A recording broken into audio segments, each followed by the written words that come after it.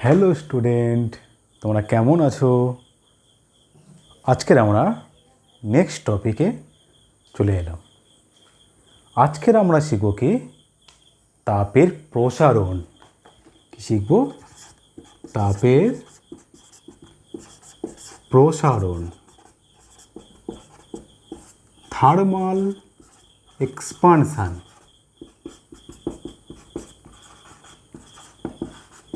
তাহলে কি শিখব? তাপের প্রসারণ।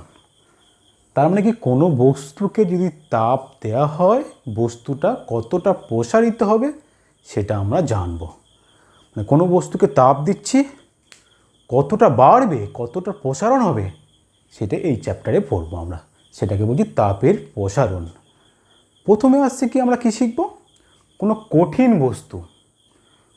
বস্তুকে তাপ দেব সেটা কতটা প্রসারিত হবে সেটা আজকে আমাদের আলোচ্য বিষয়। মানে কঠিন পদার্থের তাপীয় প্রসারণ। তাহলে কি জানবো? কঠিন পদার্থের ক্ষেত্রে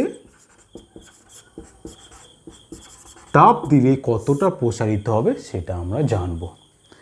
তার মানে কি কঠিন বস্তুকে যদি তাপ দেওয়া হয় কঠিন বস্তুরা বেড়ে যায়, প্রসারিত হয়, সেই ঘটনাকে বলা হয় কঠিন পদার্থের তাপীয় প্রসারণ।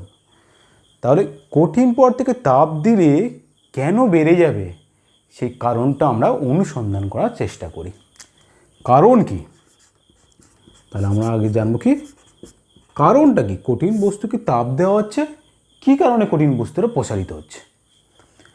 ধরো আমি একটা কঠিন বস্তু মনে করলাম, এটা একটা কঠিন বস্তু। আগের ক্লাসে আমরা জেনেছিলাম কঠিন বস্তুর মধ্যে অসংখ্য অণু আছে।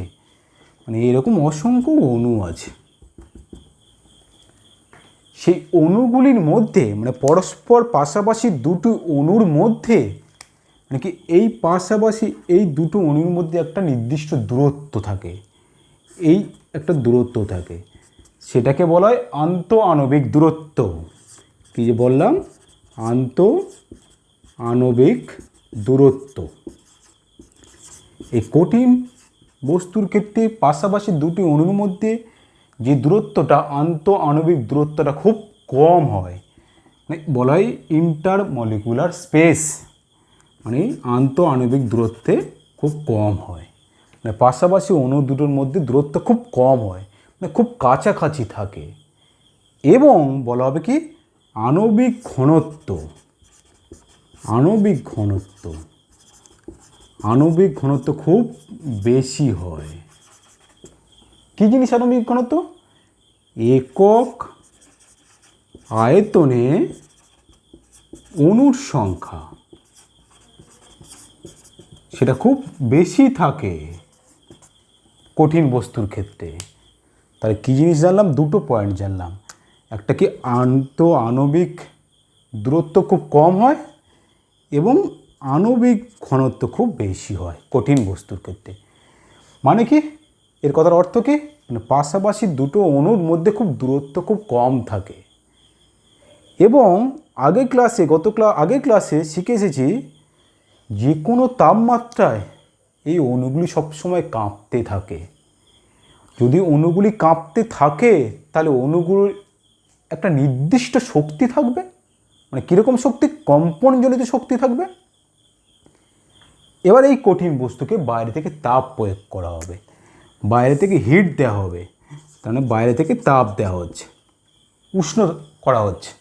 তার মানে তাপ দেওয়া হচ্ছে মানে কি শক্তি দেওয়া হচ্ছে বাইরে থেকে এই কঠিন বস্তুকে। যদি বাইরে থেকে শক্তি দেওয়া হয় তাহলে দেখব কি অণুগুলির মধ্যে দূরত্ব বেড়ে যাবে। এখন আগে এইটুকু অণুগুলোর মধ্যে দূরত্ব ছিল, পরবর্তী ধরো এইরকম অণুগুলোর মধ্যে দূরত্ব বেড়ে গেছে। তার মানে কি অণুগুলির মধ্যে দূরত্ব বেড়ে যাওয়া মানে কি অণুগুলির বাইরে থেকে শক্তি দিচ্ছি, তাহলে অণুগুলির শক্তিটাও বেড়ে যাচ্ছে। মানে যে শক্তি ছিল সেই শক্তি আরও বেড়ে গিয়ে বেশি পরিমাণে কাঁপছে। তার মানে কি আরও শক্তিটা বেড়ে যাচ্ছে। যেই অণুগুলির মধ্যে দূরত্ব বেড়ে গেল তার মানে কি বস্তুটি প্রসারিত হলো। দূরত্ব বেড়ে যাওয়ার ফলে অণুগুলি কঠিন বস্তুটা প্রসারিত হচ্ছে।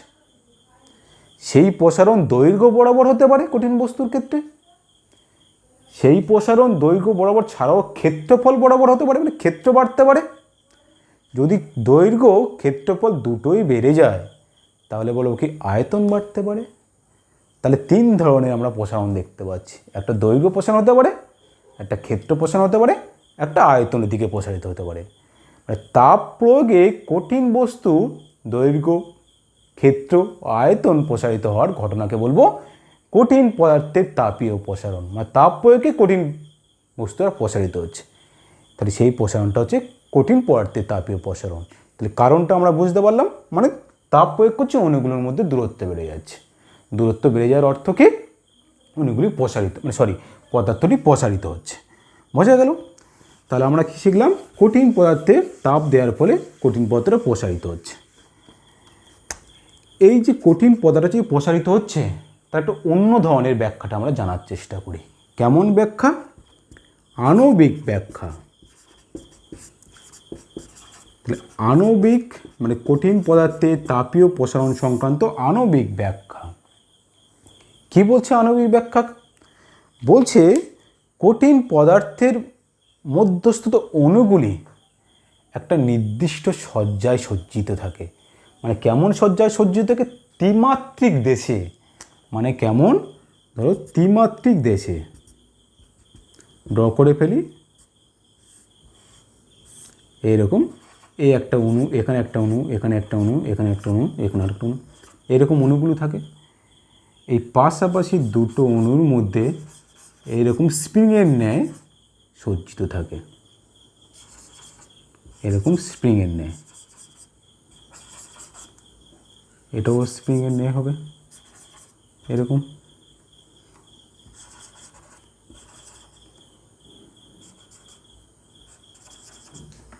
বোঝা গেছে?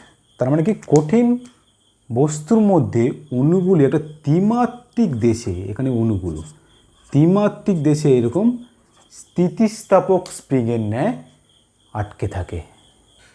তার মানে কি এই দুটো অণুর মধ্যে একটা স্থিতিস্থাপক একটা বল কাজ করে। ক্লিয়ার?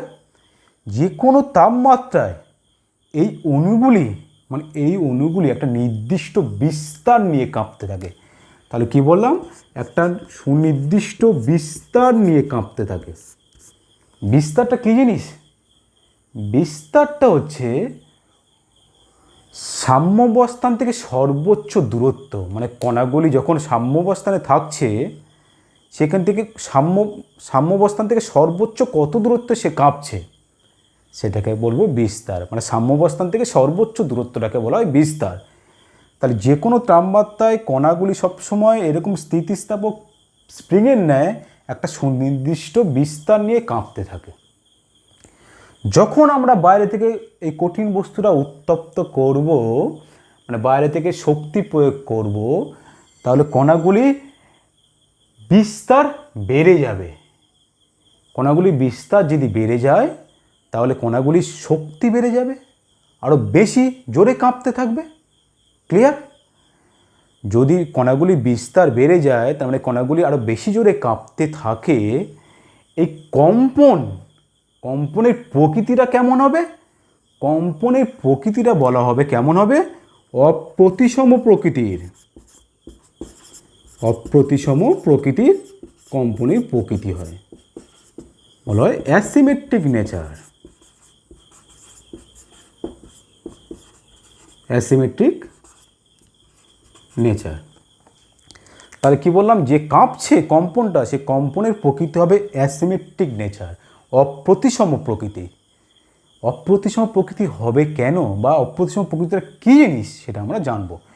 অপ্রতিসম প্রকৃতি কেন হবে? মানে দুটো অণুর মধ্যে, ধরো এই দুটো অণুর মধ্যে যে দূরত্ব থাকছে, আন্তঃআণবিক দূরত্ব থাকছে, দুটো অণু পাশাপাশি থাকার জন্য একটা বল কাজ করছে। ক্লিয়ার? মানে স্থিতিস্থাপক বলের ন্যায় আটকে রয়েছে। দুটো অণুগুলি পাশাপাশি থাকার জন্য একটা তাদের মধ্যে সুনির্দিষ্ট স্থিতিশক্তি থাকে। সেই স্থিতিশক্তিটা, মানে দুটো অণুর মধ্যে একটা স্থিতিশক্তি কাজ করে। সেই স্থিতিশক্তিটা কি হয়? তার আন্তঃআণবিক দূরত্বের সাথে অপ্রতিসমভাবে পরিবর্তিত হয়। ক্লিয়ার? তাহলে অপ্রতিসমভাবে পরিবর্তিত হয়, সেটা কেমন জিনিস? অপ্রতিসমভাবে পরিবর্তিত হয় দুটো অণুর মধ্যে যে স্থিতিশক্তিটা থাকে সেই স্থিতিশক্তি আন্তঃআণবিক দূরত্বের সাথে অপ্রতিসমভাবে পরিবর্তিত হয়। আমরা একটা গ্রাফের সাহায্যে এটা বোঝার চেষ্টা করি। এদিকে বলছি VR, এই VRটাকে আমরা কি বলছি? এই VRটাকে আমরা বলছি স্থিতিশক্তি, পোটেনশিয়াল এনার্জি। এদিকে স্থিতিশক্তি। এই দিকে যে দূরত্বটা সেটাকে বলছি আন্তঃআণবিক দূরত্ব, আর দিয়ে ডিনোট করছি আন্তঃআণবিক দূরত্ব। ক্লিয়ার? তাহলে লেখচিত্রটা অপ্রতিসম প্রকৃতির লেখচিত্রটা কেমন হয়? অপ্রতিসম প্রকৃতির লেখচিত্রটা ঠিক এরকম হয়। বোঝা গেল? তাহলে আমি কি বললাম? দুটো অণুর মধ্যে যে স্থিতিশক্তিটা সবসময় আন্তঃআণবিক দূরত্বের সাথে অপ্রতিসমভাবে পরিবর্তিত হয়। এই চিত্রে এই যে দূরত্বটা সেটাকে আমি ধরলাম R0। তার মানে R0টা কি? সাম্যাবস্থায় আন্তঃআণবিক দূরত্ব, মানে সাম্যাবস্থায় দুটো অণুর মধ্যে দূরত্ব। কি দূরত্ব? আন্তঃআণবিক দূরত্ব। সাম্যাবস্থায় R0 হচ্ছে আন্তঃআণবিক দূরত্ব, আমি ধরে নিয়েছি। এই পজিশানে মানে এই স্থানে এখানে স্থিতিশক্তির মানটা সর্বদা মিনিমাম হবে, মানে সবচেয়ে কম হবে। মানে স্থিতিশক্তির ভ্যালুটা এই পজিশানে সবচেয়ে কম হবে। ক্লিয়ার? যখন আন্তঃআণবিক দূরত্বের মান, যখন যে দুটো অণুর মধ্যে যে দূরত্ব, আন্তঃআণবিক দূরত্বের মান R0 অপেক্ষা কম হবে, মানে R0 অপেক্ষা যদি কম হয় আন্তঃআণবিক দূরত্বের মান, তাহলে দুটো অণুর মধ্যে সবসময় বলেছিলাম একটা বল কাজ করবে। তাহলে কীরকম বল কাজ করবে? দুটো অণুর মধ্যে যে বলটা কাজ করবে সে বলের প্রকৃতি আকর্ষণ হতে পারে, বিকর্ষণ হতে পারে। যদি দুটো অণুর মধ্যে আন্তঃআণবিক দূরত্বের মান এই R0 অপেক্ষা কম হয়, তাহলে সেই বলের প্রকৃতিটা হবে বিকর্ষণ প্রকৃতির বল কাজ করবে। ক্লিয়ার? যদি আন্তঃআণবিক দূরত্বের মান R0 অপেক্ষা বেশি হয়, তাহলে যে বলটা কাজ করবে সেই বলের প্রকৃতিটা হবে কি? আকর্ষণ প্রকৃতির বল কাজ করবে। বোঝা গেল? তাহলে আমরা কি জানলাম? দুটো অণুর মধ্যে যে দূরত্বটা যদি R0 অপেক্ষা কম হয় বিকর্ষণ, আর R0 অপেক্ষা বেশি হলে আকর্ষণ প্রকৃতির হবে। বোঝা গেছে? এবার আমি ধরছি কি যে কোনো তাপমাত্রায়, ধরলাম সে T তাপমাত্রায়, যে কোনো নির্দিষ্ট উষ্ণতায়, সেই সময় অণুগুলো কাঁপছে। কাঁপার জন্য একটা কম্পনজনিত শক্তি থাকবে। আমি ধরলাম কম্পনজনিত শক্তির ভ্যালু ধরলাম E। এবং দুটো অণুর মধ্যে কাঁপছে, তার মানে কি দুটো অণুর মধ্যে আন্তঃআণবিক দূরত্ব থাকবে। সেই আন্তঃআণবিক দূরত্বের সর্বোচ্চ একটা মান থাকে, একটা সর্বনিম্ন মান থাকে। সর্বোচ্চ মান কোনটুকু? সর্বোচ্চ মান এই দূরত্বটাকে বলবো সর্বোচ্চ মান, R2 ধরলাম। সর্বনিম্ন মান কোনটুকু? সর্বনিম্ন হচ্ছে এই মানটা, R1 ধরলাম। ক্লিয়ার? তাই ধরলাম কি T তাপমাত্রায় অণুগুলো যে কাঁপছে, সেই কাঁপার জন্য দুটো অণুর মধ্যে সর্বোচ্চ মানে আন্তঃআণবিক সর্বোচ্চ দূরত্বের মান R2 এবং R1 এর মধ্যে থাকবে। না, ম্যাক্সিমাম ভ্যালু R2 আর সর্বনিম্ন ভ্যালু R1 এর মধ্যে থাকবে। তাহলে আমাকে একটা আন্তঃআণবিক দূরত্ব নিয়ে কাজ করতে হবে। তো তখন দুটো ভ্যালু পাচ্ছি, সর্বোচ্চ সর্বনিম্ন। এই আন্তঃআণবিক যে দূরত্বটা সেটা গড় দূরত্ব হিসেবে কাজ করা হয়। সেই আন্তঃআণবিক গড় দূরত্ব, কোন দুটো গড় দূরত্ব নিতে হবে? এই ম্যাক্সিমাম আর মিনিমাম ভ্যালুর গড় দূরত্ব নিয়ে কাজ করা হয়। মানে R2 আর R1 এর গড় দূরত্ব নিয়ে আমরা আন্তঃআণবিক দূরত্বের গড় মানটা হিসেবে লিখে থাকি। তার মানে কি বলা হয়? দুটো অণু যখন কাঁপছে, পাশাপাশি দুটো অণু যখন ভাইব্রেট করছে, সেই ভাইব্রেট করার জন্য দুটো অণুর আন্তঃআণবিক গড় দূরত্বের মান হয় R1 ও R2 এর গড়। ক্লিয়ার? তাহলে আন্তঃআণবিক গড় দূরত্বের মান কি? R1 ও R2 এর গড় মানটা লিখে থাকি। এবার আস্তে আস্তে উষ্ণতা আমরা বৃদ্ধি করেছি, কঠিন বস্তুর উষ্ণতা বৃদ্ধি করেছি, তাহলে তাপমাত্রা বেড়ে গেছে। তাপমাত্রা বেড়ে গেলে ধরো এটা ধরো সে T1, তার মানে কি T1 গ্রেটার দ্যান T, তাপমাত্রা বেড়ে গেছে। তাপমাত্রা যেই বেড়ে যাবে, দেখো আন্তঃআণবিক দূরত্বের গড় মানও বেড়ে গেছে। তার মানে এইটি তখন আন্তঃআণবিক ম্যাক্সিমাম ভ্যালু, এটা মিনিমাম ভ্যালু। তাহলে আন্তঃআণবিক দূরত্বের গড় মানটা বেড়ে গেছে। তাহলে আন্তঃআণবিক দূরত্বের গড় মান বেড়ে যাওয়ার অর্থ কি? কঠিন বস্তুটা প্রসারিত হয়েছে। তাহলে এই পুরো ঘটনাটা মানে এই লেখচিত্রটা নেচারটা হচ্ছে অপ্রতিসম প্রকৃতির এবং উষ্ণতা বৃদ্ধি পাওয়ার ফলে আন্তঃআণবিক দূরত্বের গড় মান, গড় মানে কি? সর্বোচ্চ সর্বনিম্ন দূরত্বে যে গড় মানটা নিয়ে কাজ করি সেই মানটা উষ্ণতা বৃদ্ধির ফলে বেড়ে যায়। সেই জন্য আমরা কি করি? কঠিন বস্তুটার তাপ দিলে প্রসারিত হয়। ক্লিয়ার? তাহলে আমরা দেখলাম কি কঠিন বস্তুকে তাপ দিচ্ছি, প্রসারিত হচ্ছে। তার কারণটা আমরা অনুসন্ধান করে ফেললাম, তার কারণটা আমরা জেনে ফেললাম। এবার কি করব? ধরো কঠিন বস্তুকে তাপ দিলে যে প্রসারিত হবে তার একটা এক্সপেরিমেন্ট করব, তার একটা পরীক্ষা করব, এক্সপেরিমেন্ট জানব। কঠিন বস্তুকে তাপ দিচ্ছি, কঠিন বস্তুটা আমরা প্রসারিত হচ্ছে। সেই এক্সপেরিমেন্টটার নাম হচ্ছে দণ্ড ও গেজের পরীক্ষা। দণ্ড গেজের এক্সপেরিমেন্ট। কী জিনিস? একটা দণ্ড নেওয়া হবে, একটা গেজ নেওয়া হবে। কেমন গেজটা দেখতে? ধরো এটা একটা গেজ, এইরকম লোহার একটা গেজ, এটা বলবো গেজ। আর একটা লোহার দণ্ড নিলাম, ধরো এটা লোহার দণ্ড, এটা হাতল আছে, এটা হচ্ছে লোহার দণ্ড বা ধাতব দণ্ড নিয়েছি। তাহলে আমি দেখো ছবিটা কি বোঝাচ্ছে? এই গেজের মধ্যে ধাতব দণ্ডটা প্রবেশ করানো আছে। তার মানে কি সাধারণ তাপমাত্রায় দেখব কি এই গেজটার মধ্যে এই যে ধাতব দণ্ডটি সহজে প্রবেশ করাতে পারবো, মানে এখানে ওঠানামা করাতে পারবো। আর এটা ধাতব দণ্ড, এর মধ্যে দিয়ে আমি সহজে ওঠানামা করাতে পারবো। এই ধাতব দণ্ড এর ভিতর দিয়ে ওঠানামা করাতে পারবো। এবার এই কাঠের যে হাতলটা আছে সেটা আস্তে আস্তে কাঠের হাতলটা ধরে আস্তে আস্তে বাইরে বের করে আনলাম। বাইরে বের করে এনে এই ধাতব দণ্ডকে উত্তপ্ত করা হলো। তার মানে উত্তপ্ত করা হলো মানে কি এর উষ্ণতা বেড়ে যাবে।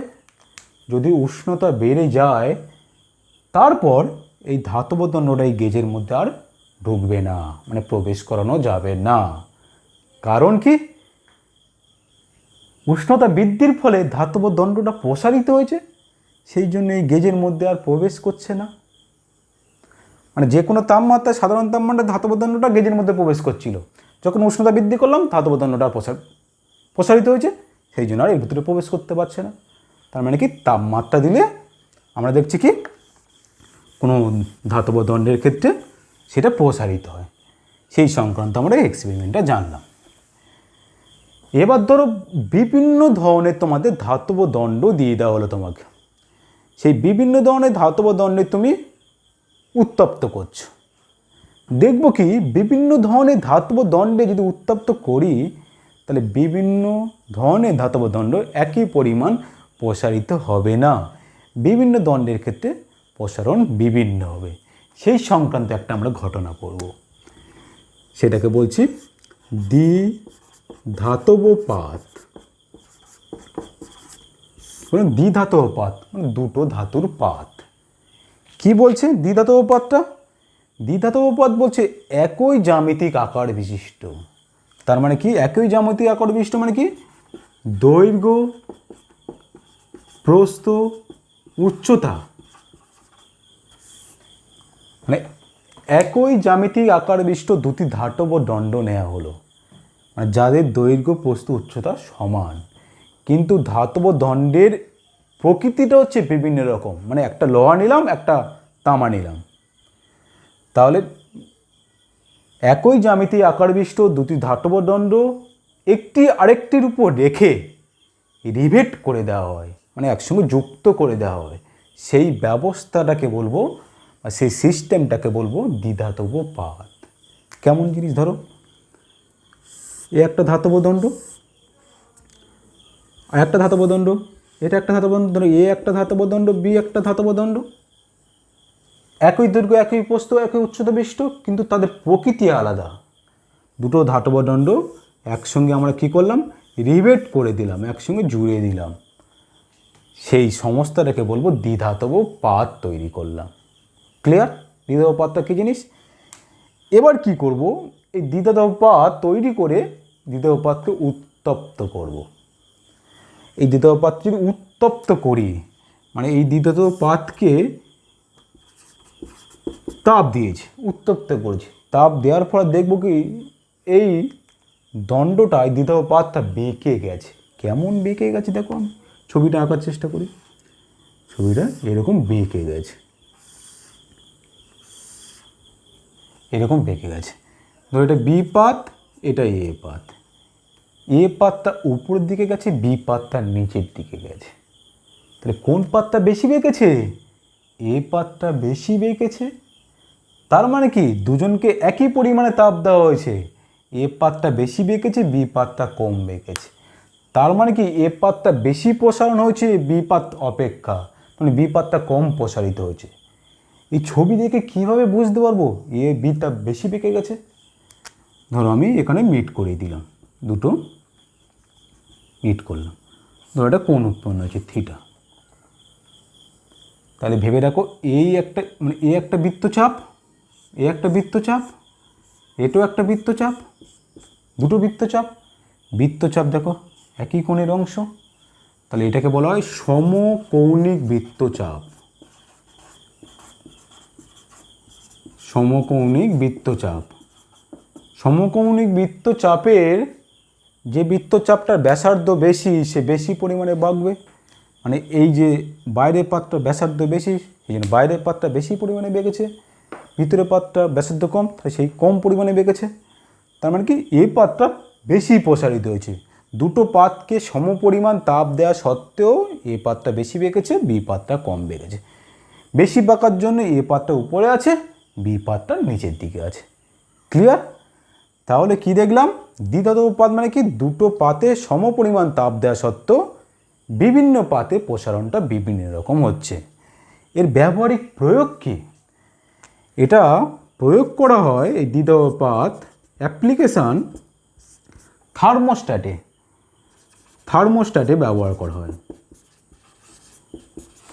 আরেকটা কী করা হয় থার্মোস্ট্যাট, দেখবে রেফ্রিজারেটরের স্বয়ংক্রিয় সুইচ, মানে রেফ্রিজারেটরের স্বয়ংক্রিয় সুইচে আমরা দ্বিধাতব পাতটা ব্যবহার করে থাকি। ক্লিয়ার? তাহলে আমরা কি জানলাম? জানলাম যে বিভিন্ন প্রকার পাতে বা বিভিন্ন প্রকার পদার্থে সমপরিমাণ তাপ দেওয়া সত্ত্বেও বিভিন্ন প্রকার পাতের ক্ষেত্রে আমরা দেখলাম প্রসারণ বিভিন্ন রকম হচ্ছে। তাহলে কেন এটা ঘটনা ঘটছে? মানে বিভিন্ন প্রকার পাতের ক্ষেত্রে প্রসারণ বিভিন্ন রকম হচ্ছে কেন? কারণ এর মধ্যে কিছু, মানে বিভিন্ন পাতের বা বিভিন্ন পদার্থের মধ্যে কিছু একটা উপাদান আছে, তার উপর নির্ভর করছে, সেটা আমরা জানার চেষ্টা করছি। কি থাকার জন্য পাত্রের প্রসারণটা বিভিন্ন রকম হচ্ছে, বিভিন্ন পদার্থের প্রসারণ বিভিন্ন রকম হচ্ছে। ক্লিয়ার? সেই উপাদানটা আমরা জানার চেষ্টা করছি, তার ভিতরে কী জিনিসটা আছে। তাহলে সেই জিনিসটা জানার জন্যে আমাকে জানবো কি, কঠিন পদার্থ নিয়েছে। কঠিন পদার্থকে তাপ দেওয়া হয়েছে। কঠিন পদার্থকে যদি তাপ দেওয়া হয়, আমরা তিন ধরনের প্রসারণ পড়েছিলাম।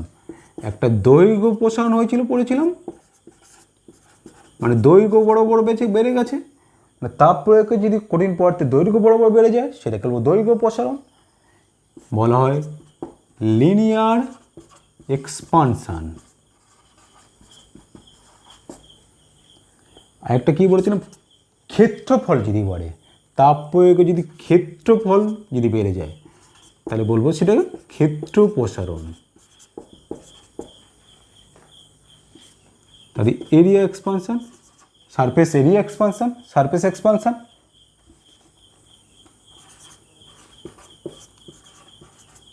সারফেস এক্সপানশন, দৈর্ঘ্য ক্ষেত্রফল বাড়ছে, তাহলে জেনেছি কি আয়তন প্রসারণ হবে,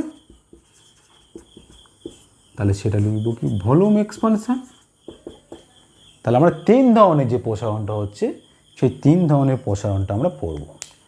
প্রথমে আসছে কি দৈর্ঘ্য প্রসারণটা কী হচ্ছে, মানে কঠিন পদার্থে তাপ দিলে যে দৈর্ঘ্য প্রসারিত হবে সেটা আমরা জানার চেষ্টা করছি। দৈর্ঘ্য প্রসারণ মানে লিনিয়ার এক্সপানশনটা কীভাবে হচ্ছে। আমি ধরলাম, ধরো একটা কঠিন রড নিয়েছি, একটা রড নিয়েছি,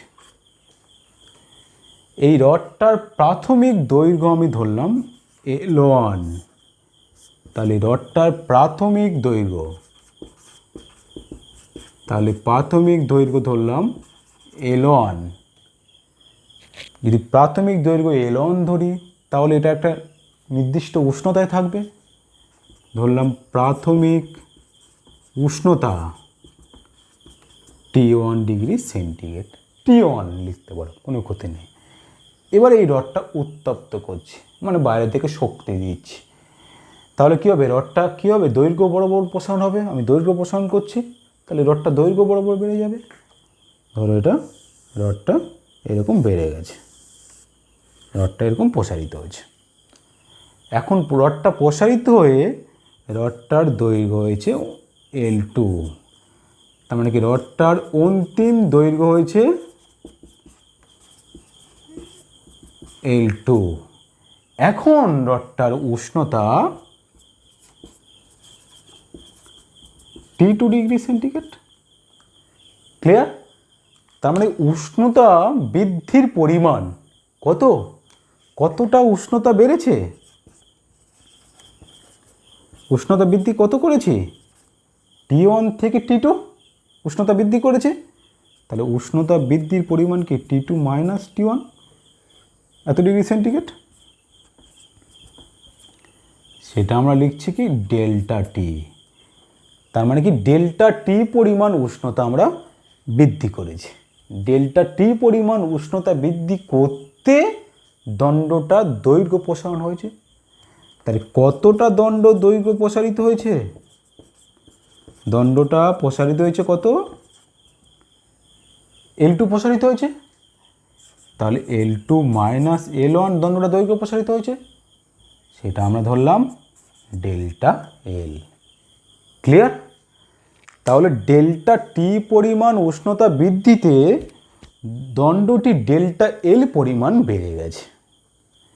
পরীক্ষার সাহায্যে দেখা গেছে যে দণ্ডটা যে দৈর্ঘ্য প্রসারণ হয়েছে সেই L2 মাইনাস L1টা কার সাথে সমানুপাতিক হবে, তার প্রাথমিক দৈর্ঘ্যের সাথে সমানুপাতিক হবে এবং তার তাপমাত্রার পরিবর্তনের সাথে সমানুপাতিক হবে।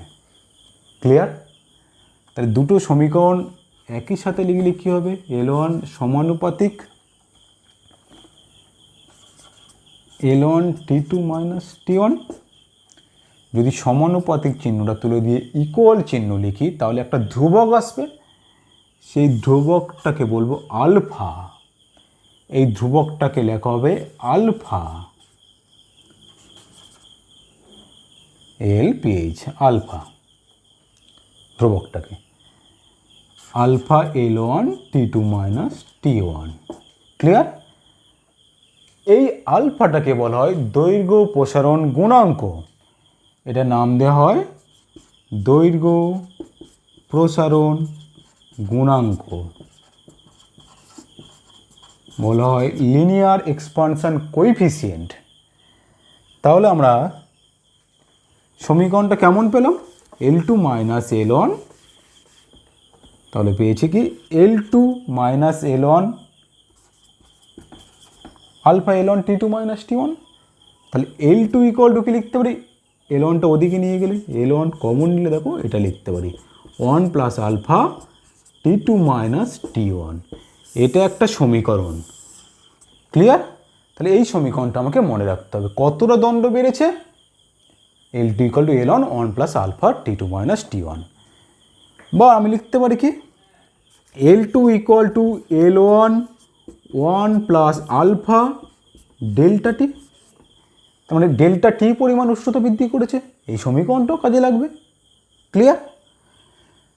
তাহলে এই সমীকরণ থেকে আমি যদি বলে দিই প্রাথমিক উষ্ণতা T1টা 0 ডিগ্রি সেন্টিগ্রেড এবং অন্তিম উষ্ণতা T2টা টি ডিগ্রি সেন্টিগ্রেড, তার মানে কি কোনো দণ্ডের টি পরিমাণ উষ্ণতা বৃদ্ধি করেছে, টি পরিমাণ উষ্ণতা বৃদ্ধি, তার ডেল্টা টিটা কি T2 মাইনাস T1, তো দেখো তাই টি পরিমাণ উষ্ণতা বৃদ্ধি করেছে ডেল্টা টিটা। ক্লিয়ার? ডেল্টা টিটা টি পরিমাণ উষ্ণতা বৃদ্ধি করেছে। তাহলে কি এলো সমীকরণটায়? Delta T equal to T2 minus T1 T degree centigrade. তাহলে আমরা লিখতে পারি কি এই সমীকরণ থেকে লিখতে পারি, দেখো এই সমীকরণ থেকে বা এই সমীকরণ থেকে আমরা লিখতে পারি কি যে কোনো একটা সমীকরণ থেকে L2 equal to L1 1 plus alpha T. Clear? তাহলে পেলাম কি L2 equal to L1 1 plus alpha T. এই সমীকরণটা আমাকে মনে রাখতে হবে। যখন উষ্ণতা বৃদ্ধির পরিমাণ টি, তখন এই সমীকরণটা আমরা অ্যাপ্লাই করব। যখন উষ্ণতা বৃদ্ধির পরিমাণ ডেল্টা টি, তখন এই সমীকরণটা আমরা অ্যাপ্লাই করব। ক্লিয়ার? তাহলে আমরা যেমন লিখেছিলাম দেখো L2 minus L1 equal to L1 alpha T2 minus T1, এই সমীকরণটাও পেয়েছিলাম। L2 মাইনাস L1কে আমরা ডেল্টা টি বলেছিলাম, খেয়াল করো। L1 লিখতে পারি আলফা, T2 মাইনাস T1কে ডেল্টা টি বলেছিলাম। ক্লিয়ার? তাহলে এই সমীকরণ থেকে লিখতে পারি alpha equal to delta L, sorry delta L, alpha equal to delta L by L1 delta T. এই সমীকরণ থেকে আমরা দৈর্ঘ্য প্রসারণ গুণাঙ্ক বা লিনিয়ার এক্সপানশন কোএফিসিয়েন্টে আমরা সংজ্ঞা দেওয়ার চেষ্টা করব, ডেফিনেশনটা জানার চেষ্টা করব। এই সমীকরণে যদি আমি L1টা 1 পুট করি, ইউনিট ধরি, ডেল্টা টিটা ইউনিট ধরি, তাহলে দেখো alpha equal to delta L, দৈর্ঘ্যের পরিবর্তন মানে L2 মাইনাস L1। ক্লিয়ার?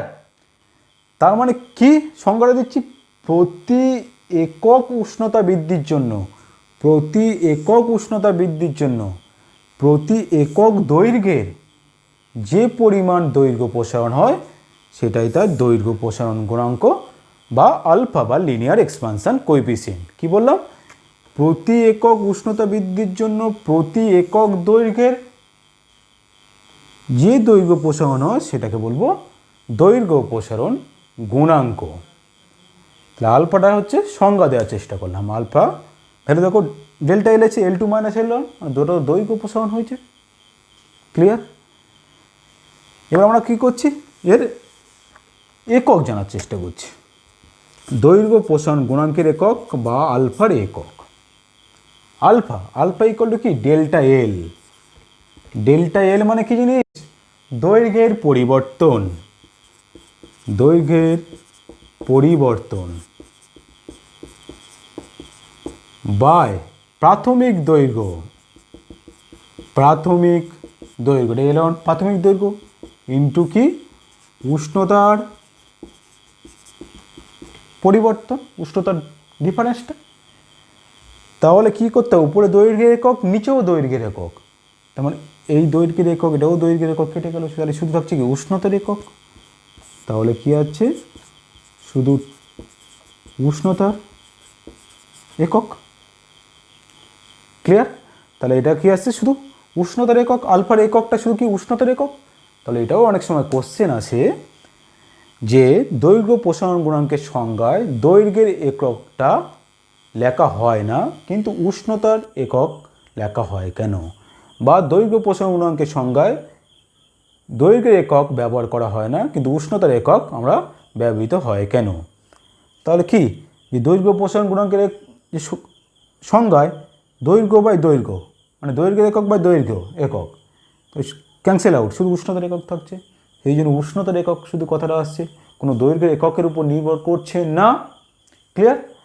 তাহলে এসআই পদ্ধতিতে একক পড়ব, এসআই পদ্ধতি উষ্ণতার একক কেলভিন, তাহলে 1/K বা kelvin to the power -1। CGS পদ্ধতিতে উষ্ণতার একক ডিগ্রি সেন্টিগ্রেড, তার মানে কি 1/ডিগ্রি সেন্টিগ্রেড, এটা লিখতে পারি পার ডিগ্রি সেন্টিগ্রেড। বা degree centigrade two the power -1। Clear? তাহলে আমরা পেলাম কি, উষ্ণতার এসআই একক পেলাম, সিজিএস একক পেলাম। তাহলে উষ্ণতার সিজিএস একক আর এসআই এককের মধ্যে আমরা একটা সম্পর্ক জানার চেষ্টা করব। এই দুটোর মধ্যে কেমন সম্পর্ক হতে পারে এককগুলোর মধ্যে। তার মানে সেলসিয়াস স্কেলের দৈর্ঘ্য প্রসারণ গুণাঙ্ক আর ফারেনহাইট স্কেলের দৈর্ঘ্য প্রসারণ গুণাঙ্কের মধ্যে সম্পর্ক। সেলসিয়াস স্কেলের দৈর্ঘ্য প্রসারণ গুণাঙ্ক, সেটাকে লিখব কি আলফা সি, মানে সেলসিয়াস স্কেলের দৈর্ঘ্য প্রসারণ গুণাঙ্ক, ও ফারেনহাইট স্কেলের দৈর্ঘ্য প্রসারণ গুণাঙ্ক আলফা এফ, মানে ফারেনহাইট স্কেলের দৈর্ঘ্য প্রসারণ গুণাঙ্ক আলফা সি আলফা এফ। এই দুটোর মধ্যে আমরা সম্পর্ক দেখব, কেমন রিলেশন। আগের ক্লাসে আমরা ফার্স্ট ক্লাসে দেখেছিলাম কি, এই টপিকে ফার্স্ট ক্লাসটা আলফা সি আর আলফা এফের মধ্যে সম্পর্ক স্থাপন করেছিলাম। দেখবে প্রথম ক্লাসে 1 ডিগ্রি সেলসিয়াসের পরিবর্তন, মানে 1 ডিগ্রি সেলসিয়াসের পরিবর্তন ইকুয়াল টু করেছিলাম 9/5 ডিগ্রি ফারেনহাইট স্কেলের পরিবর্তন। তাহলে মানে 1 ডিগ্রি সেলসিয়াস স্কেলের change equal to 9/5 times Fahrenheit স্কেলের চেঞ্জ। তাই লিখতে পারবো alpha C equal to 9/5 alpha F. তাহলে এটাই দুটোর মধ্যে রিলেশন। এগুলো আমাদের প্রবলেমের ক্ষেত্রে কাজে লাগবে, মনে রাখতে হবে। ক্লিয়ার? এখান থেকে অনেক সময় শর্ট কোশ্চেন আসতে পারে, আলফা সি বড় না আলফা এফ বড়, কোনটা বড়, মানে সেলসিয়াস স্কেলের দৈর্ঘ্য প্রসারণ গুণাঙ্ক না ফারেনহাইট স্কেলের দৈর্ঘ্য প্রসারণ গুণাঙ্ক কোনটা বড়। তাহলে দেখো এই সমীকরণ থেকে কি দেখতে পাচ্ছি, alpha C equal to 9/5 times of alpha F. তার মানে অবশ্যই বলতে পারবো alpha C greater than alpha F. Clear? তাই অবশ্যই আলফা সিটা আলফা এফের চেয়ে বড়ো, কারণ কি alpha C equal to 9/5 times of alpha F. বোঝা গেছে? তাহলে এখন আমরা করব কি, এই আলফা সি আলফা এফের মধ্যে সম্পর্ক পেয়ে গেছে। এবার আলফা সি ও আলফা কে এর মধ্যে কী রিলেশান, এটা করছে কি আলফা কে, মানে কেলভিন স্কেলের আলফা আর সেন্টিগ্রেড স্কেলে আলফার মধ্যে কেমন সম্পর্ক, সেটাও প্রথম ক্লাসে পড়ে এসেছি। 1 ডিগ্রি সেলসিয়াস স্কেলের change equal to 1 kelvin Celsius স্কেলে 1 কেলভিনের চেঞ্জ।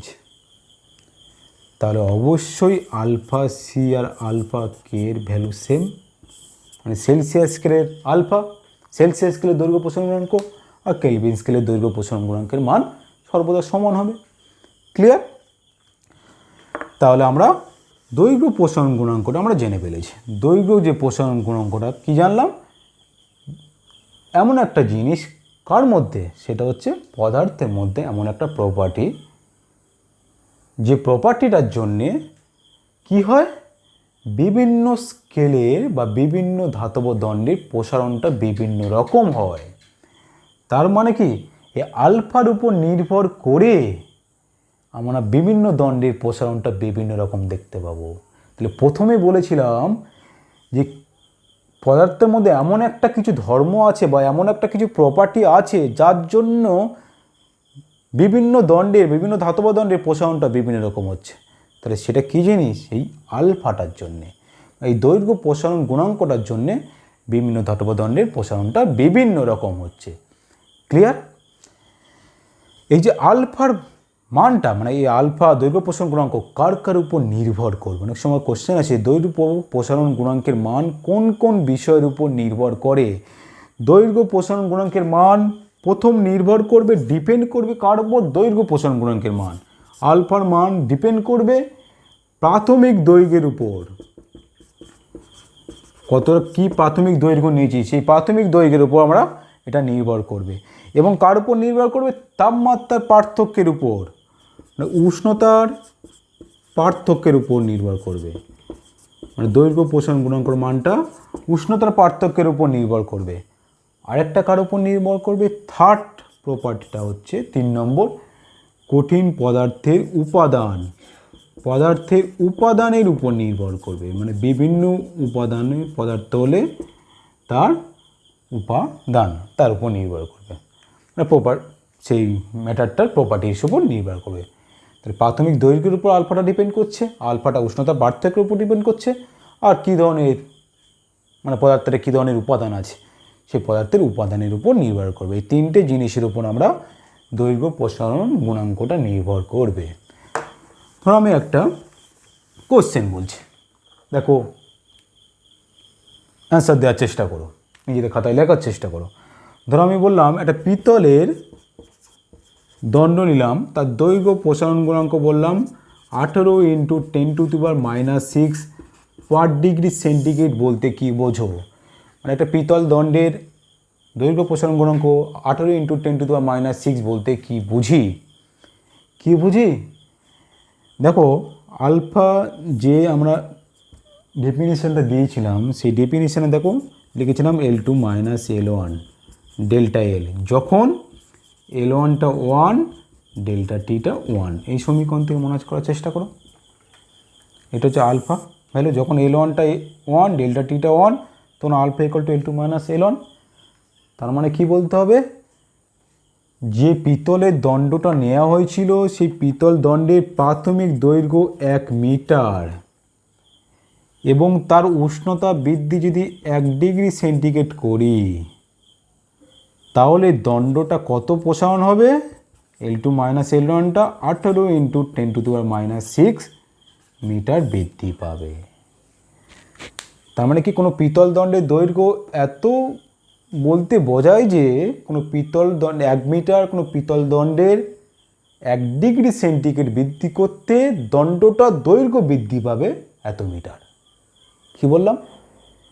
দণ্ডটির 1 মিটার পিতল দণ্ডের 1 ডিগ্রি সেন্টিগ্রেড তাপমাত্রা বৃদ্ধি করতে পিতল দণ্ডটি 18 × 10⁻⁻6 মিটার প্রসারিত হবে।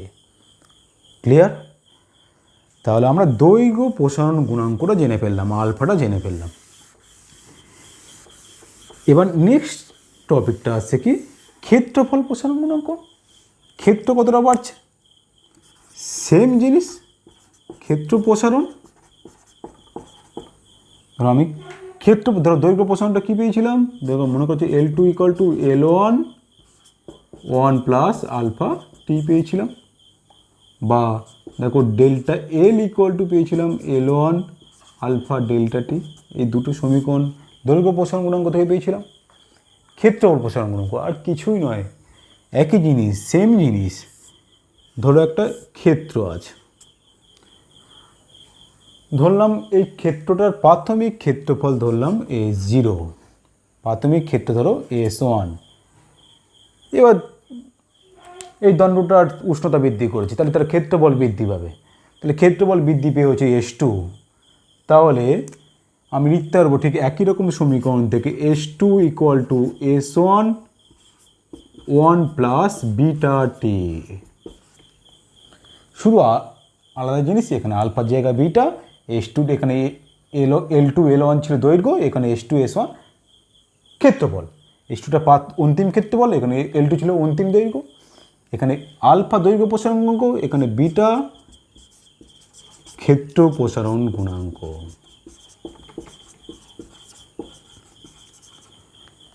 বোঝা গেছে? তাহলে কি এটা লিনিয়ার এক্সপানশন কোএফিসিয়েন্ট, এটা সারফেস এক্সপানশন কোএফিসিয়েন্ট। ক্লিয়ার? তাহলে এটা বিটা। যেমন আমরা করেছিলাম আলফার সংজ্ঞা দিয়েছিলাম সেটিকে একই রকমভাবে বিটার সংজ্ঞা, আলফার একক যা ছিল এখানেও বিটার একক তাই হবে। একটা লাস্ট আসছে কি না একই রকম জিনিস, ক্ষেত্রফল প্রসারণ গুণাঙ্ক। আমি ক্ষেত্রফল প্রসারণ গুণাঙ্ক লিখতে পারি delta S = S1 beta delta T. তাহলে কি ডেল্টা এসটা কি S2 - S1। ক্লিয়ার? তাহলে সেমভাবে আমি করছি কি আয়তন প্রসারণ গুণাঙ্ক, মানে আয়তন প্রসারণ কতটা হচ্ছে, আয়তন প্রসারণটা মানে কোনো ধাতব দণ্ডে উষ্ণতা দিলে তার আয়তন যতটা বেড়ে যাচ্ছে সেটা বলছে আয়তন প্রসারণ। সিমিলারলি একই রকম আয়তন প্রসারণ, মানে একটা ধরো কিউব নিয়েছে, এরকম একটা কিউব আয়তন ত্রিমাত্রিক দেশ, তার মানে কি এটা একমাত্রিক দেশ, 1 ডাইমেনশনাল মোশন, দৈর্ঘ্য প্রসারণ গুণাঙ্ক। ক্ষেত্রফল প্রসারণ গুণাঙ্ক 2 ডাইমেনশনাল মোশন, 2D, দুটো আছে, এটা 3D এটা আছে দৈর্ঘ্য প্রস্থ উচ্চতা তিনটে আছে ক্ষেত্রফল প্রসারণ কোণ। তাহলে এর প্রাথমিক আয়তন ধরো V1, তাপ দিয়েছে এর বেড়ে গেছে আয়তনটা V2 হয়েছে, তাহলে লিখতে পারি V2 equal to V1 1 plus beta টি ছিল। তাহলে এখানে আসবে শুধু গামা, এখানে আলফা দৈর্ঘ্য প্রসারণ গুণাঙ্ক, বিটা ক্ষেত্র প্রসারণ গুণাঙ্ক, গামাটা হচ্ছে আয়তন প্রসারণ গুণাঙ্ক। আয়তন প্রসারণ গুণাঙ্কটা কী জিনিস? Volume expansion coefficient. তাহলে এটা একই রকম ফর্মুলা লিখতে পারি, delta V equal to V1 gamma delta T. Delta T হচ্ছে উষ্ণতার পরিবর্তন আর ডেল্টা ভিটা হচ্ছে আয়তনের পরিবর্তন। এখানেও সেম জিনিস, ডেল্টা টি উষ্ণতার পরিবর্তন, ডেল্টা দৈর্ঘ্যের পরিবর্তন। এটা ডেল্টা টি উষ্ণতার পরিবর্তন, ডেল্টা এসটা ক্ষেত্রফলের পরিবর্তন। তা এটা দৈর্ঘ্য প্রসারণের ক্ষেত্রে, এটা ক্ষেত্রফলের প্রসারণের ক্ষেত্রে পেলাম, এটা পেলাম কি আয়তন প্রসারণের ক্ষেত্রে। তিনটে সমীকরণ আমাদের মনে রাখতে হবে। এবারে নেক্সট ক্লাস আমরা করব কি এই তিনটে প্রসারণ গুণাঙ্কের মধ্যে কেমন সম্পর্ক হতে পারে, মানে আলফার মধ্যে কেমন, বিটার মধ্যে এবং গামা, এই তিনটে প্রসারণ গুণাঙ্কের মধ্যে সম্পর্ক কেমন হতে পারে। সম্পর্কটা হয় alpha equal to beta by 2 equal to gamma by 3। এই সম্পর্কটা আমরা নেক্সট ক্লাসে